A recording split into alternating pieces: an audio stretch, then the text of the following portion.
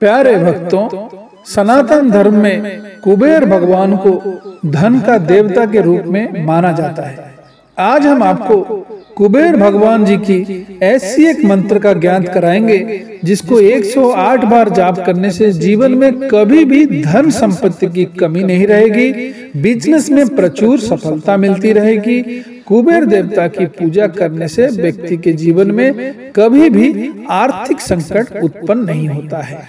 तो चलिए सुनते हैं कुबेर भगवान जी की ये शक्तिशाली धन वर्षा मंत्र। ओम यक्षराजाय विद्महे वैश्रवणाय धीमहि तन्नो कुबेरः प्रचोदयात्। ओम यक्षराजाय विद्महे वैश्रवणाय धीमहि तन्नो कुबेरः प्रचोदयात्। ओम यक्षराजाय विद्महे वैश्रवणाय धीमहि तन्नो कुबेरः प्रचोदयात्। ओम यक्षराजाय विद्महे वैश्रवणाय धीमहि तन्नो कुबेरः प्रचोदयात्। ओम यक्षराजाय विद्महे वैश्रवणाय धीमहि तन्नो कुबेरः प्रचोदयात्। ओम यक्षराजाय विद्महे वैश्रवणाय धीमहि तन्नो कुबेरः प्रचोदयात्। ओम यक्षराजाय विद्महे वैश्रवणाय धीमहि तन्नो कुबेरः प्रचोदयात्। ओम यक्षराजाय विद्महे वैश्रवणाय धीमहि तन्नो कुबेरः प्रचोदयात्।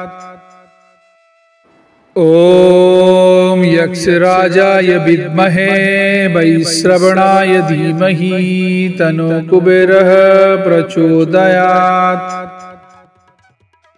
ओम यक्षराजाय विद्महे वैश्रवणाय धीमहि तन्नो कुबेरः प्रचोदयात्। ओम यक्षराजाय विद्महे वैश्रवणाय धीमहि तन्नो कुबेरः प्रचोदयात्। ओम यक्षराजाय विद्महे वैश्रवणाय धीमहि तन्नो कुबेरः प्रचोदयात्। ओम यक्षराजाय विद्महे वैश्रवणाय धीमहि तन्नो कुबेरः प्रचोदयात्। ओम यक्षराजाय विद्महे वैश्रवणाय धीमहि तन्नो कुबेरः प्रचोदयात्। ओम यक्षराजाय विद्महे वैश्रवणाय धीमहि तन्नो कुबेरः प्रचोदयात्। ओम यक्षराजाय विद्महे वैश्रवणाय धीमहि तन्नो कुबेरः प्रचोदयात्।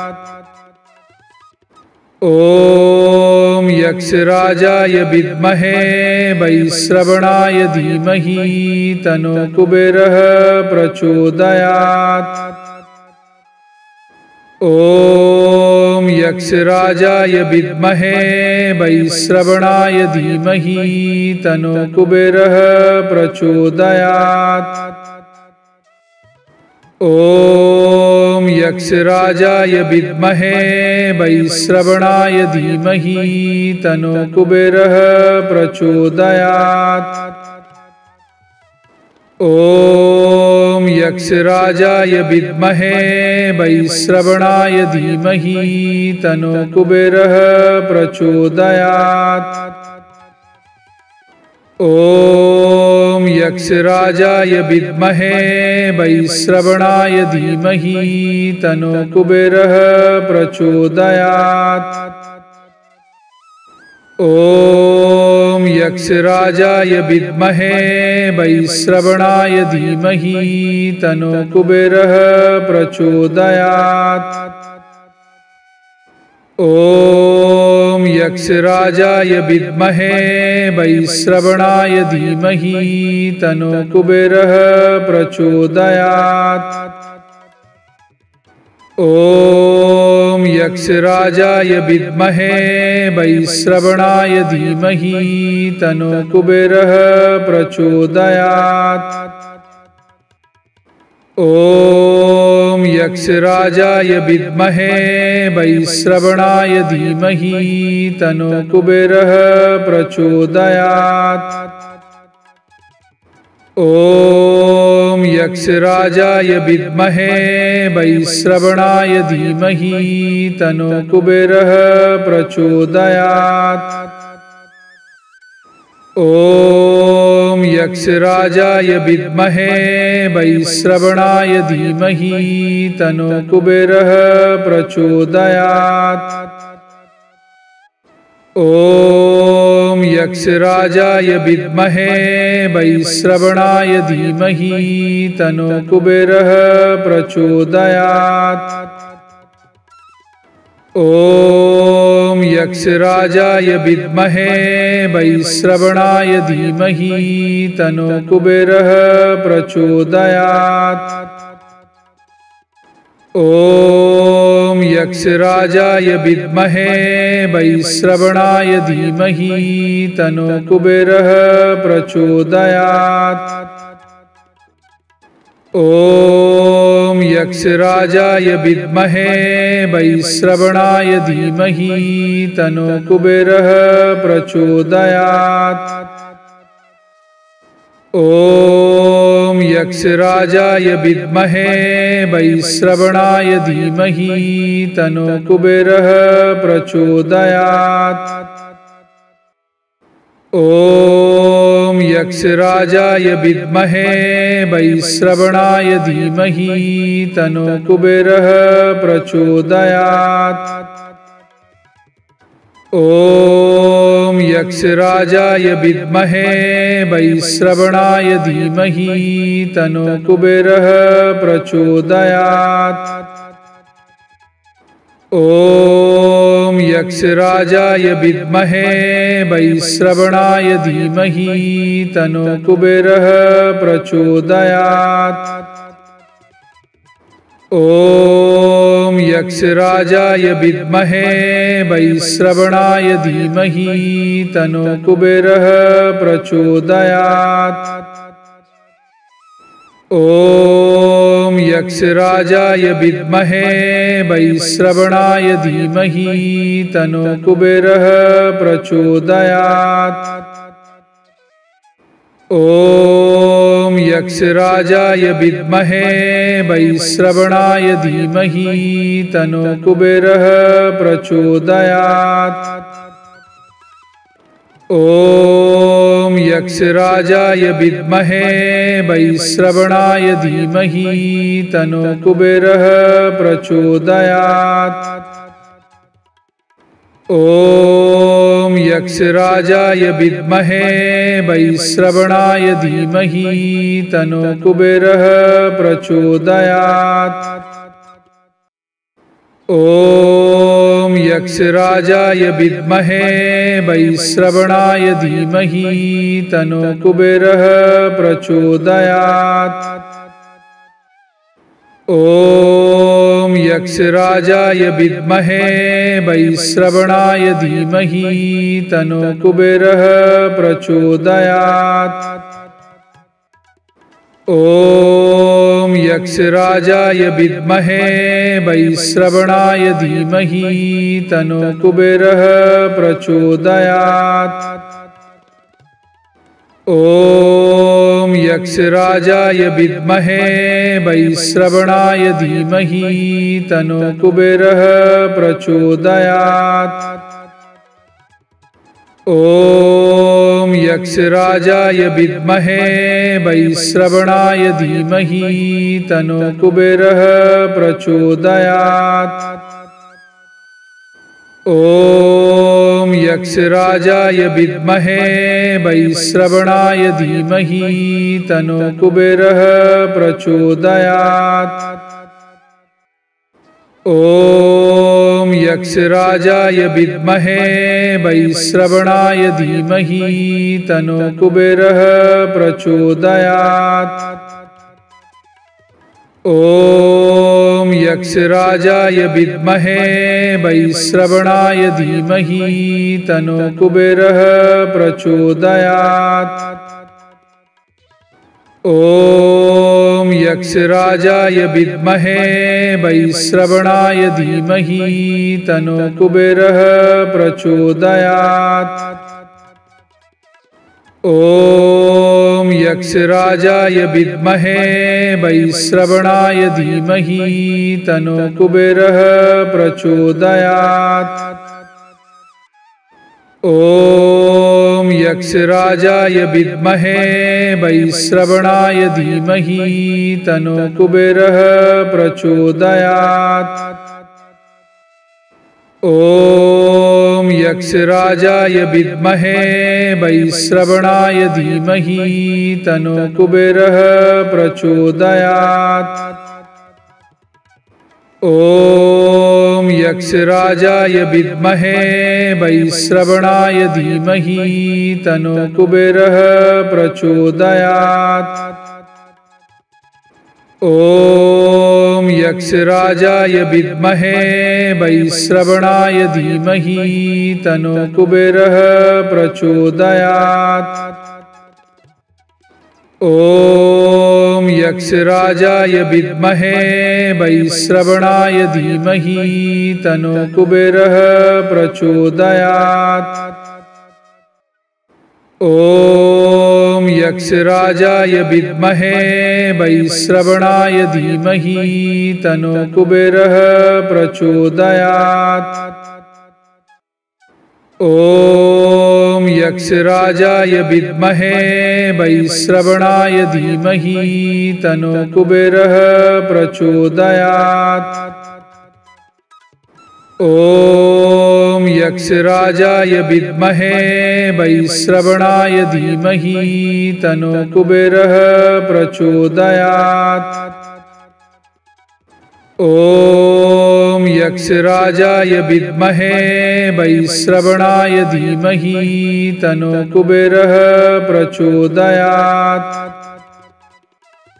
ॐ यक्षराजाय विद्महे वैश्रवणाय धीमहि तन्नो कुबेरः प्रचोदयात्।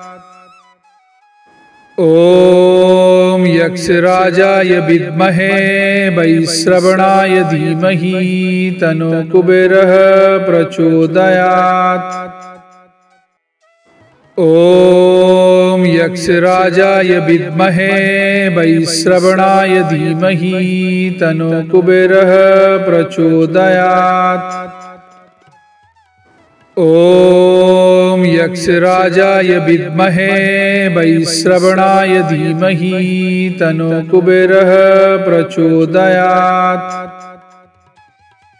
ॐ यक्षराजाय विद्महे वैश्रवणाय धीमहि तन्नो कुबेरः प्रचोदयात्। ॐ यक्षराजाय विद्महे वैश्रवणाय धीमहि तन्नो कुबेरः प्रचोदयात्। ॐ यक्षराजाय विद्महे वैश्रवणाय धीमहि तन्नो कुबेरः प्रचोदयात्। ॐ यक्षराजाय विद्महे वैश्रवणाय धीमहि तन्नो कुबेरः प्रचोदयात्। ॐ यक्षराजाय विद्महे वैश्रवणाय धीमहि तन्नो कुबेरः प्रचोदयात्। ॐ यक्षराजाय विद्महे वैश्रवणाय धीमहि तन्नो कुबेरः प्रचोदयात्। ॐ यक्षराजाय विद्महे वैश्रवणाय धीमहि तन्नो कुबेरः प्रचोदयात्। ॐ यक्षराजाय विद्महे वैश्रवणाय धीमहि तन्नो कुबेरः प्रचोदयात्। ॐ यक्षराजाय विद्महे वैश्रवणाय धीमहि तन्नो कुबेरः प्रचोदयात्। ॐ यक्षराजाय विद्महे वैश्रवणाय धीमहि तन्नो कुबेरः प्रचोदयात्। ॐ यक्षराजाय विद्महे वैश्रवणाय धीमहि तन्नो कुबेरः प्रचोदयात्। ॐ यक्षराजाय विद्महे वैश्रवणाय धीमहि तन्नो कुबेरः प्रचोदयात्। ॐ यक्षराजाय विद्महे वैश्रवणाय धीमहि तन्नो कुबेरः प्रचोदयात्। ॐ यक्षराजाय विद्महे वैश्रवणाय धीमहि तन्नो कुबेरः प्रचोदयात्। ॐ यक्षराजाय विद्महे वैश्रवणाय धीमहि तन्नो कुबेरः प्रचोदयात्। ॐ यक्षराजाय विद्महे वैश्रवणाय धीमहि तन्नो कुबेरः प्रचोदयात्। ॐ यक्षराजाय विद्महे वैश्रवणाय धीमहि तन्नो कुबेरः प्रचोदयात्। ॐ यक्षराजाय विद्महे वैश्रवणाय धीमहि तन्नो कुबेरः प्रचोदयात्। ॐ यक्षराजाय विद्महे वैश्रवणाय धीमहि तन्नो कुबेरः प्रचोदयात्। ॐ यक्षराजाय विद्महे वैश्रवणाय धीमहि तन्नो कुबेरः प्रचोदयात्। ॐ यक्षराजाय विद्महे वैश्रवणाय धीमहि तन्नो कुबेरः प्रचोदयात्। ॐ यक्षराजाय विद्महे वैश्रवणाय धीमहि तन्नो कुबेरः प्रचोदयात्। ॐ यक्षराजाय विद्महे वैश्रवणाय धीमहि तन्नो कुबेरः प्रचोदयात्। ॐ यक्षराजाय विद्महे वैश्रवणाय धीमहि तन्नो कुबेरः प्रचोदयात्। ॐ यक्षराजाय विद्महे वैश्रवणाय धीमहि तन्नो कुबेरः प्रचोदयात्। ॐ यक्षराजाय विद्महे वैश्रवणाय धीमहि तन्नो कुबेरः प्रचोदयात्। ॐ यक्षराजाय विद्महे वैश्रवणाय धीमहि तन्नो कुबेरः प्रचोदयात्। ॐ यक्षराजाय विद्महे वैश्रवणाय धीमहि तन्नो कुबेरः प्रचोदयात्। ॐ यक्षराजाय विद्महे वैश्रवणाय धीमहि तन्नो कुबेरः प्रचोदयात्। ॐ यक्षराजाय विद्महे वैश्रवणाय धीमहि तन्नो कुबेरः प्रचोदयात्। ॐ यक्षराजाय विद्महे वैश्रवणाय धीमहि तन्नो कुबेरः प्रचोदयात्। ॐ यक्षराजाय विद्महे वैश्रवणाय धीमहि तन्नो कुबेरः प्रचोदयात्। ॐ यक्षराजाय विद्महे वैश्रवणाय धीमहि तन्नो कुबेरः प्रचोदयात्। ॐ यक्षराजाय विद्महे वैश्रवणाय धीमहि तन्नो कुबेरः प्रचोदयात्। ॐ यक्षराजाय विद्महे वैश्रवणाय धीमहि तन्नो कुबेरः प्रचोदयात्। ॐ यक्षराजाय विद्महे वैश्रवणाय धीमहि तन्नो कुबेरः प्रचोदयात्। ॐ यक्षराजाय विद्महे वैश्रवणाय धीमहि तन्नो कुबेरः प्रचोदयात्। ॐ यक्षराजाय विद्महे वैश्रवणाय धीमहि तन्नो कुबेरः प्रचोदयात्। ॐ यक्षराजाय विद्महे वैश्रवणाय धीमहि तन्नो कुबेरः प्रचोदयात्। ॐ यक्षराजाय विद्महे वैश्रवणाय धीमहि तन्नो कुबेरः प्रचोदयात्। ॐ यक्षराजाय विद्महे वैश्रवणाय धीमहि तन्नो कुबेरः प्रचोदयात्। ॐ यक्षराजाय विद्महे वैश्रवणाय धीमहि तन्नो कुबेरः प्रचोदयात्। ॐ यक्षराजाय विद्महे वैश्रवणाय धीमहि तन्नो कुबेरः प्रचोदयात्।